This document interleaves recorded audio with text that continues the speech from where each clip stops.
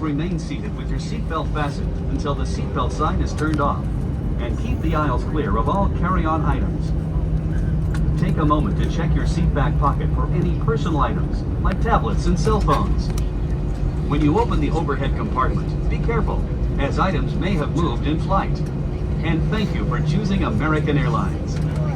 Ladies and gentlemen, we welcome you to Boston, where the local time is 11:42.